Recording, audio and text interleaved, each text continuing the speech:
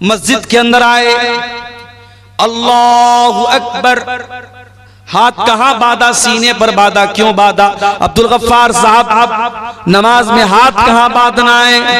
अब्दुल गफ्फार साहब ने हदीस पढ़ के सुनाई, अल्लाह के नबी सीने पर हाथ बांधते थे, आपने बराबर सीने पर हाथ बांधा। रुकू में गए, मौलवी साहब जब रुकू में जाएंगे तो पीठ कैसी होगी? मौलवी ने हदीस पढ़ के सुनाई, जब तो रुकू में जाए तो पीठ बिल्कुल बराबर होनी चाहिए, सर के लेवल के बराबर होनी चाहिए, न ऊंची होनी चाहिए न नीची होनी चाहिए। रुकू से उठा, समी अल्लाहु लिमन हमीदा रब्बना वलकल हम्दु हम्दन कसीरन तय्यबन मुबारकन फी। सजदे में गया।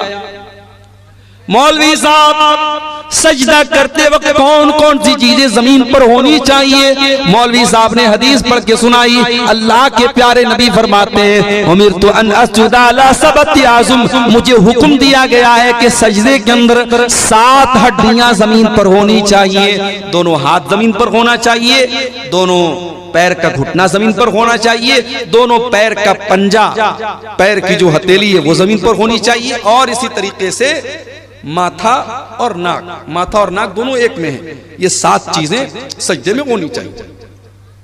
नमाज में आप मुकम्मल हदीस को फॉलो करें। एक एक मसला पूछ रहे हैं मौलवी साहब। मस्जिद के बाहर निकले, दुकान पर गए, कस्टमर आया, हाजी साहब ये माल, ये कपड़ा, ये सामान कितने का देंगे? हाजी साहब कहते अल्लाह की कसम मुझे 100 का पड़ा है, तू 110 दे दे। वही हाजी साहब जो मस्जिद में नमाज का तरीका मौलवी साहब से हदीस की रोशनी में पूछ रहे थे, जब मार्केट में आए, जब बिजनेस करने आए, जब कारोबार करने आए, तो झूठी कसम खा करके अपने माल की गलत कीमत बता दी।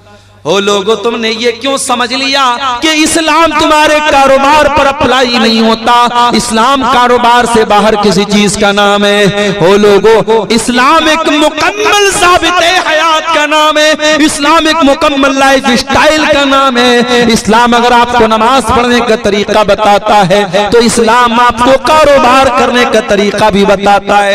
जब आप बिजनेस करेंगे, कारोबार करें, अल्लाह के नबी ने फरमाया कि वहां झूठ नहीं बोल है, वहां धोखाधड़ी नहीं करना है, वहां किसी हराम माल का बिजनेस नहीं करना है। कारोबार करने का भी आपको तरीका बताया गया। यह आयत सूरतुल बकरा की है, कुरान के दूसरे पारे की आयत। या